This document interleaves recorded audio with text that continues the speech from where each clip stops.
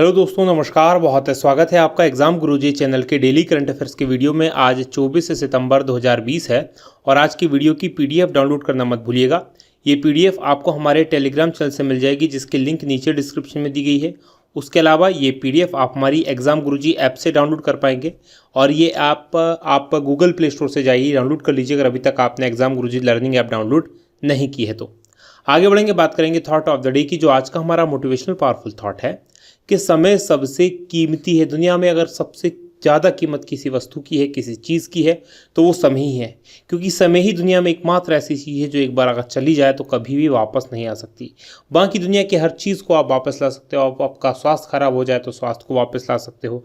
अगर आपका पैसा चला जाए तो आप पैसे को वापस लेके आ सकते हो। लेकिन एक बार अगर आपके हाथ से समय निकल गया तो समय को वापस लाना असंभव है। आप किसी भी कीमत को समय पर वापस नहीं प्राप्त कर सकते। तो अपने समय को बहुत सोच समझ के इन्वेस्ट करो, इसके एक एक क्षण का उपयोग करने की कोशिश करो। इसी थॉट के साथ आगे बढ़ेंगे, बात करेंगे क्विक रिवीजन कल के पड़े गए करंट अफेयर के प्रश्नों का। पहला प्रश्न है कि हाल ही में संसद में कौन सा विधेयक पारित हुआ है। तो संसद में काफ़ी सारे विधेयक पारित हुए हैं। इनमें से बैंकिंग विनियमन संशोधन विधेयक, दूसरा कंपनी संशोधन विधेयक और तीसरा आवश्यक वस्तु संशोधन विधेयक। दूसरा प्रश्न है कि विश्व गेंडा दिवस कब मनाया जाता है। तो ये 22 सितंबर को। तीसरा प्रश्न है कि हाल ही में भारत और किस देश के बीच पहली कार्गो फेरी सेवा शुरू हुई है। तो ये भारत और मालदीव के बीच में शुरू हुई है।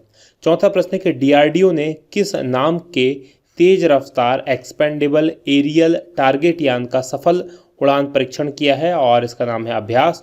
और पांचवा प्रश्न है कि किसको मध्य प्रदेश हाई कोर्ट का कार्यवाहक मुख्य न्यायाधीश के रूप में नियुक्त किया गया है। तो ये संजय यादव हैं।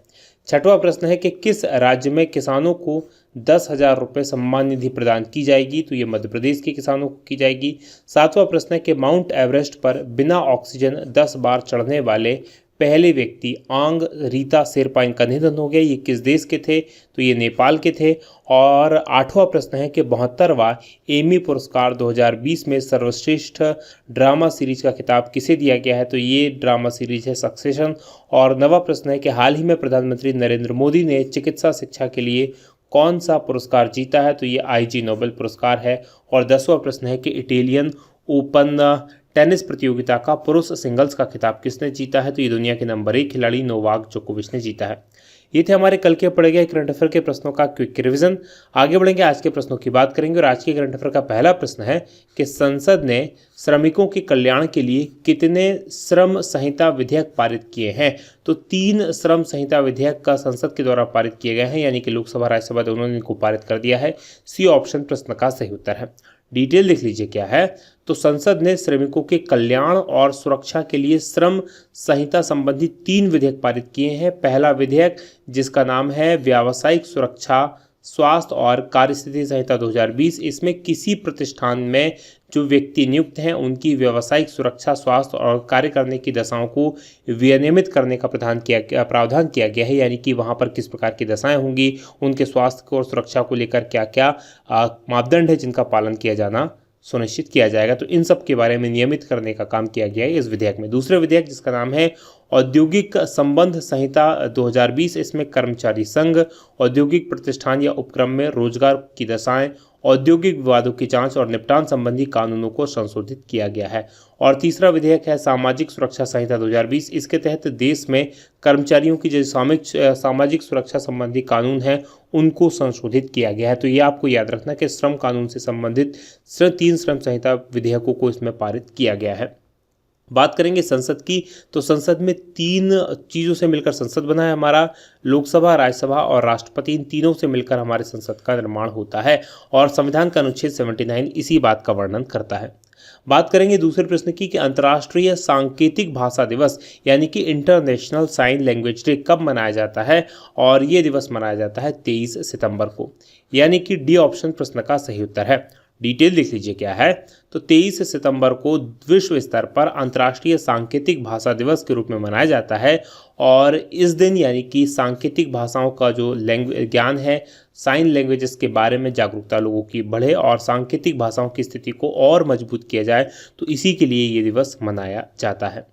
इस बार 2020 के सांकेतिक भाषा दिवस की थीम की बात करें तो sign languages are for everyone, ये इस बार का जो है विषय रखा गया है। बात 23 सितंबर की करें तो इसका चयन इसलिए किया गया कि 1951 में विश्व फेडरेशन ऑफ डेफ इसकी स्थापना की गई थी और इसी की याद में 23 सितंबर को ये दिन मनाया जाता है, जो बधिर लोगों के लिए 135 राष्ट्रीय संघों का एक संघ है, यानी कि 135 देशों का एक संगठन है। बात तीसरे प्रश्न की होगी कि भारतीय नौसेना ने किस देश की नौसेना के साथ मिलकर पैसेज अभ्यास शुरू किया है, और ये शुरू किया गया है ऑस्ट्रेलिया की नौसेना के साथ मिलकर, यानी कि डी ऑप्शन प्रश्न का सही उत्तर है। डिटेल देख लीजिए क्या है। तो भारत की नौसेना और रॉयल ऑस्ट्रेलियाई नौसेना RAN इसके बीच पूर्वी हिंद महासागर क्षेत्र के अंदर नौसैनिक अभ्यास, जिसका नाम है पैसेज एक्सरसाइज या जिसको शॉर्ट में पास एक्स के नाम से भी जाना जाता है, ये प्रारंभ हो गया है। और इस अभ्यास में ऑस्ट्रेलिया की ओर से HMS होबोर्ट और भारतीय नौसेना की ओर से INS सहाद्री और करमुक पूत जो हैं वो भाग ले रहे हैं। और पास एक्स यानी कि पैसेज एक्सरसाइज ये नियमित रूप से मित्र देशों की जो नौसेनाएं होती हैं उनकी टुकड़ियों के साथ भारतीय नौसेना के द्वारा किया जाने वाला एक अभ्यास है, तो ये आप याद रखेंगे।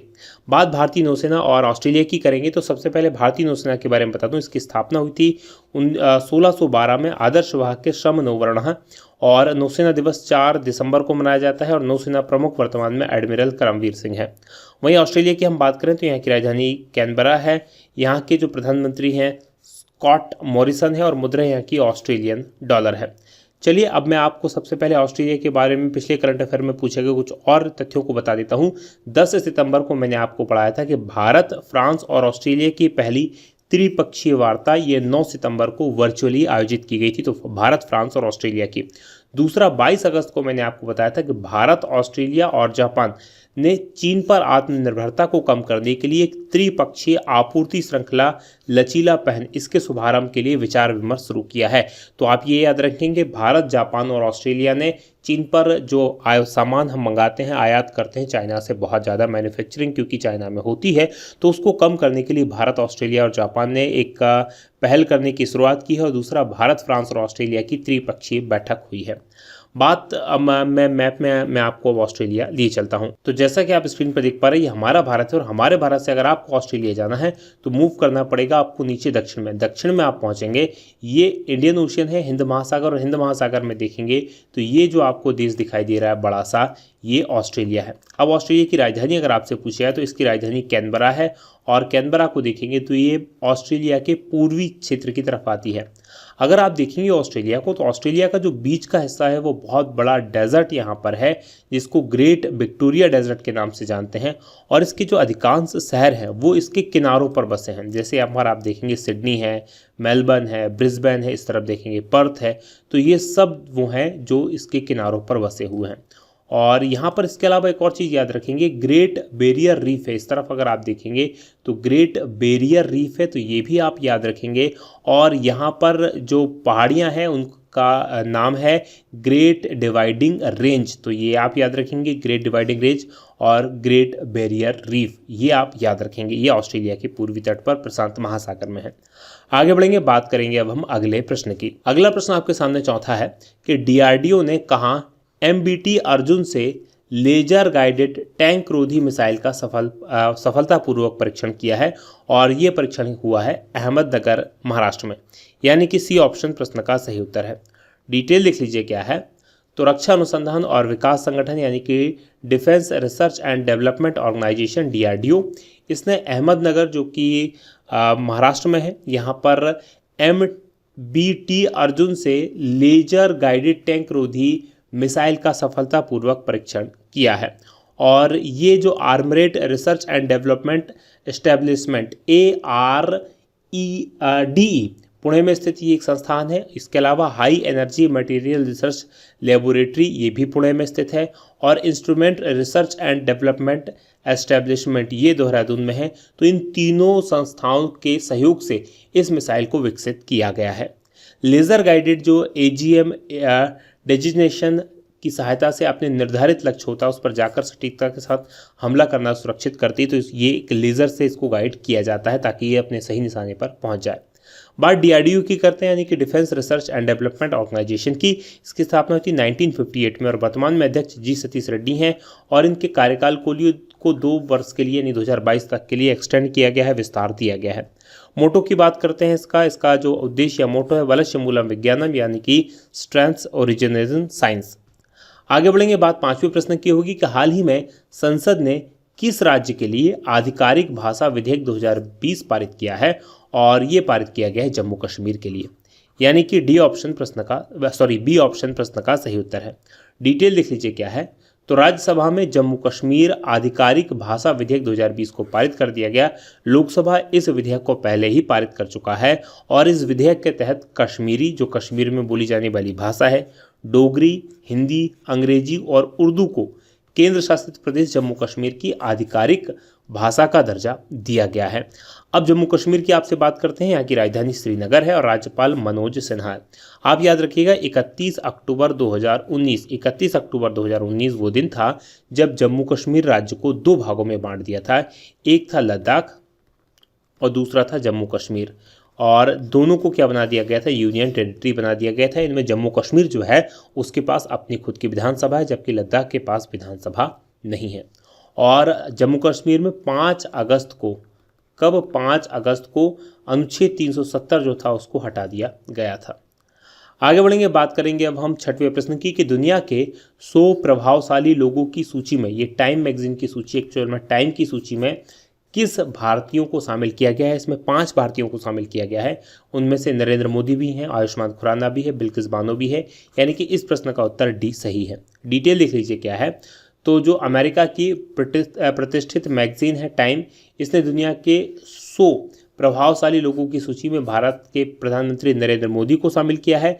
और इसमें अन्य जो भारतीय शामिल हैं वो हैं गूगल की जो पेरेंट कंपनी है अल्फाबेट इंक के सीईओ सुंदर पिचाई, बॉलीवुड के अभिनेता आयुष्मान खुराना, एचआईवी पर शोध करने वाले रविंदर गुप्ता और शाहीन बाग पर धरने में शामिल बिल्किस बानो, काफ़ी उम्रदराज थी, इनको इसमें शामिल किया गया है। अब पीएम मोदी की बात करें तो इसके अलावा जो दूसरे नेता इस लिस्ट में शामिल किए गए हैं, जो चाइना के राष्ट्रपति शी जिनपिंग भी हैं, ताइवान की राष्ट्रपति साई इंग वैन है, डोनाल्ड ट्रंप हैं, कमला हैरिस है, जो बिडेन है, जर्मन चांसलर एंजेला मार्केल है। तो इस प्रकार के कई सारे नेताओं को भी सूची में शामिल किया गया है। बात करेंगे 7वें प्रश्न की कि किसके द्वारा लिखित वॉइसेस ऑफ डिसेंट नामक नई पुस्तक का विमोचन अक्टूबर में किया जाएगा, और इस पुस्तक की लेखिका है रोमिला थापर, जो कि एक इतिहासकार है। ए ऑप्शन प्रश्न का सही उत्तर है। डिटेल लिख लीजिए क्या है। तो इतिहासकार रोमिला थापर, इनके द्वारा लिखी गई पुस्तक है वॉइसेस ऑफ डिसेंट, और इस पुस्तक को पेंगुइन, रैंडम हाउस इंडिया और सीगल बुक्स के द्वारा संयुक्त रूप से प्रकाशित इसको किया जाएगा। और ये पुस्तक एक निबंध के रूप में है जो भारत में नागरिकता कानून लाया गया था और जो एनआरसी लागू किया जाना था, national registers of citizen, NRC जो लागू किया जाना था, तो इसके खिलाफ भारत में जो हालिया विरोध हुआ था उस पर केंद्रित होने के साथ साथ उसकी अभिव्यक्ति किस प्रकार से हुई, किस किस रूपों पर उसकी सार्वजनिक रूप से प्रतिक्रिया निकली, असंतोष क्या था, तो इन सब के बारे में इसमें निबंधों का संकलन है। रोमिला थापर के अगर प्रमुख पुस्तकों की बात करें तो अ हिस्ट्री ऑफ इंडिया जो 1966 में आई थी, इंटरप्रेटिंग अर्ली इंडिया 1992 में आई, early India from the origin to AD 1300 ये 2003 में ये पुस्तकें हैं जो इनकी लिखी गई हैं। बात करेंगे पिछले करंट अफेयर की कुछ और बुक्स के बारे में जो अभी हाल ही में रिलीज़ हुई है या होने वाली हैं। तो जो पॉप फ्रांसिस हैं उनकी नई किताब लेट्स अ स्ट्रीम ये दिसंबर 2020 में रिलीज़ होगी। इसके अलावा रामचंद्र गुहा की एक पुस्तक the commonwealth of cricket a long life love affair with the most subtle and sophisticated game known to humankind, ये इन्होंने पुस्तक लिखी है। इसके अलावा चेतन भगत की एक पुस्तक है वन अरेंज्ड मर्डर, और इस पुस्तक का विमोचन 28 सितंबर को किया गया। बात करेंगे अब 8वें प्रश्न की। हाल ही में सुरेश अंगड़ी का कोरोना के कारण निधन हो गया, और ये किस मंत्रालय के मंत्री थे, केंद्र सरकार के मंत्री थे, और ये मंत्री थे रेल राज्य मंत्री, यानी कि सी ऑप्शन प्रश्न का सही उत्तर है। डिटेल देख लीजिए क्या है।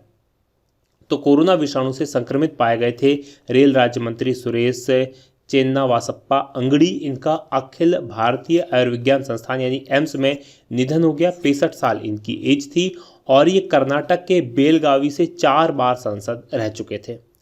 रेल राज्य मंत्री सुरेश अंगड़ी की बात करें तो इनके सम्मान में राजधानी के जो सभी सरकारी भवन हैं उन पर अब राष्ट्रीय ध्वज आधे झुके रहेंगे। बात पिछले करंट अफेयर में और जो निधन हुए उनकी करें, अगर 23 सितंबर को मैंने आपको बताया था कि जो माउंट एवरेस्ट पर बिना ऑक्सीजन 10 बार चढ़ने वाले व्यक्ति थे नेपाल के आंगरीता शेरपा, उनका निधन हो गया। उसके अलावा 19 सितंबर को मैंने आपको बताया था कि भारतीय शास्त्रीय नृत्य, कला, वास्तुकला और कला इतिहास के विद्वान डॉक्टर कपिला वात्स्यायन, इनका 16 सितंबर को निधन हो गया। 14 सितंबर को मैंने आपको बताया था कि बिहार के दिग्गज नेता और पूर्व केंद्रीय मंत्री रघुवंश प्रसाद सिंह का 13 सितंबर को निधन हो गया। और 10 सितंबर को मैंने आपको बताया था कि देश के सबसे बड़े रेडियो टेलीस्कोप इसकी स्थापित करने वाले गोविंद स्वरूप का 91 वर्ष की आयु में निधन हो गया। तो ये निधन आप याद रखेंगे। बात 90 प्रश्न की होगी कि मराठी और हिंदी फिल्मों की किस मशहूर अभिनेत्री का निधन हो गया, तो इनका नाम है आशालता बावगांवकर, यानी कि ए ऑप्शन प्रश्न का सही उत्तर है।